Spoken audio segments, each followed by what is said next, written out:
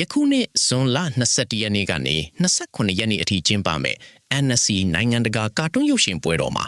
Netflix ရဲ့အစီအစဉ်တွေကိုမိတ်ဆွေကြားသိပြီလား Netflix ကာတွန်းလောကမှာမကြာသေးခင်ကမှရရှိခဲ့တဲ့ကြီးမားတဲ့အောင်မြင်မှုတွေနဲ့အတူဒီပွဲတော်ကိုချင့်ကပ်လာခဲ့တာဖြစ်ပါတယ်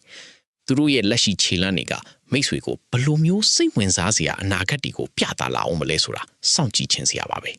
Netflix ဟာမကြာသေးခင်ကမှ K-pop Demon Hunters အသက် Oscar ဆုနုဆု Love Death Plus Robots အသက်3ဆုအပါအဝင် Annie ဆု73ဆုအပြင် Ultraman Rising အတွက်ကလေးနဲ့မီတာဆု Emmy ဆုတွေကိုလည်းရရှိထားခဲ့ပါတယ်။ဒီလိုအောင်မြင်မှုတွေနဲ့အတူဒီပွဲတော်ကြီးမှာဘာတွေထပ်ပြီးမိတ်ဆက်သွားဦးမလဲဆိုတာမိတ်ဆွေသိချင်နေမှာအမှန်ပါပဲ။ NSC ပွဲတော်ရဲ့အထူးအစီအစဉ်ကတော့ Next on Netflix Animation ဆွေးနွေးပွဲပါပဲ။ဒီပွဲမှာ Director Brad Bird နဲ့ Artmin ပူးတွဲတည်ထောင်သူ Peter Lott တို့ကရေခမ်းစကားအကြောင်းဆွေးနွေးကြပါလိမ့်မယ်။အနှစ်30ကြာဖန်တီးခဲ့ရတဲ့ဒီ Skydance ကာတွန်းရဲ့သိပ္ပံစကားက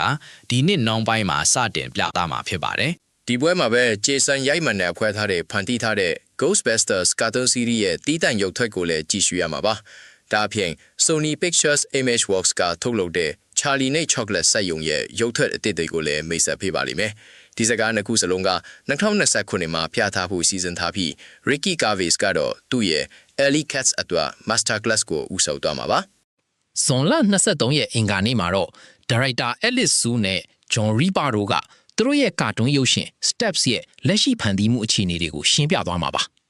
ဒီဇာတ်ကားက Cinderella ဇာတ်လမ်းကိုမတူညီတဲ့ရှုထောင့်ကနေပြန်လည်ဖန်တီးထားတာဖြစ်ပြီး2026မှာထွက်ရှိဖို့စီစဉ်ထားပါတယ်ဒီနေ့မှာပဲ Netflix က Anime Studio ရဲ့အစီအစဉ်တွေကိုပြသပါလိမ့်မယ်။ Wit Studio က Eiichiro Oda ရဲ့နာမည်ကြီးမန်ဂါကိုပြန်လည်ဖန်တီးထားတဲ့ The One Piece အပြင် Kyoto ကာတွန်းကဖန်တီးထားတဲ့ Sparks of Tomorrow တို့ကိုလည်းမြင်တွေ့ရမှာဖြစ်ပါတယ်။ Sparks of Tomorrow ကတော့ဒီနေ့ဇူလိုင်လ9ရက်နေ့မှာစတင်ပြသမှာဖြစ်ပြီး The Reborn Hero ကိုတော့2026အောက်တိုဘာမှာထုတ်လွှင့်ဖို့အစီအစဉ်ထားပါတယ်။ဒါအပြင် Blue Eye Samurai ဇလန်းတွင်နှစ်အပြင် Studio Mi ကထုတ်လုပ်တဲ့ Basics မှာချီနာတို့ကိုလည်းဒီပွဲမှာထည့်သွင်းပြသသွားမှာဖြစ်ပါတယ်။ဇွန်လ24ရက်ဗုဒ္ဓဟူးနေ့မှာတော့Next on Netflix Animation ပြပွဲကြီးကထပ်မံပြန်လည်ကျင်းပပါလိမ့်မယ်။ဒီပွဲမှာ Ghostbusters Series အကြောင်းနဲ့ရေကန်ဆွေးနွေးပွဲတွေကိုထပ်မံကင်ဆယ်ပြီး The One Piece နဲ့ Charlie နဲ့ Chocolate စရုံတို့ရဲ့ရုပ်ထွက်အချို့ကိုလည်းထပ်မံပြသပါလိမ့်ဦးမယ်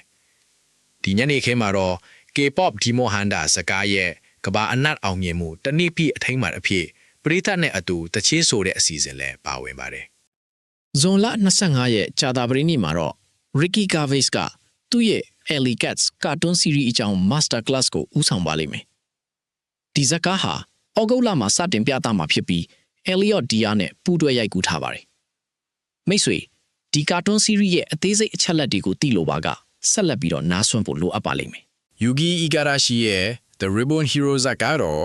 NSC ပွဲတော်ရဲ့ Playboy မဟုတ်တဲ့ကန်တာမှာကမ္ဘာပွဲဥထွက်ဖြစ်ပြသပါလိမ့်မယ်။ဒီဇာတ်ကားကိုOsamu Tezuka ရဲ့ Princess Night ကနေစိတ်ကူးစိတ်တမ်းယူဖန်တီးထားတာပါ။ဒီပွဲတော်မှာ Sparks of Tomorrow, Long Story Short ရဲ့ Shira Can't Cook ပိုင်းနဲ့ Love, Death and Robots ရဲ့ How's It Got Religion အပိုင်းတွေကရုပ်သံရုပ်ရှင်များပြိုင်ပွဲမှာပါဝင်ရင်ဆိုင်ကြမှာဖြစ်ပါတယ်။ Netflix က NSC ပွဲတော်မှာပြသသွားမယ့်အစီအစဉ်တွေကတကယ်ကိုများပြားလာပြီးစိတ်လှုပ်ရှားစရာကောင်းပါတယ်။ဒါတွေက Netflix ရဲ့ကာတွန်းလောကအပေါ်ထားရှိတဲ့ရည်မှန်းချက်ကြီးမားပုံကိုပြသနေပါတယ်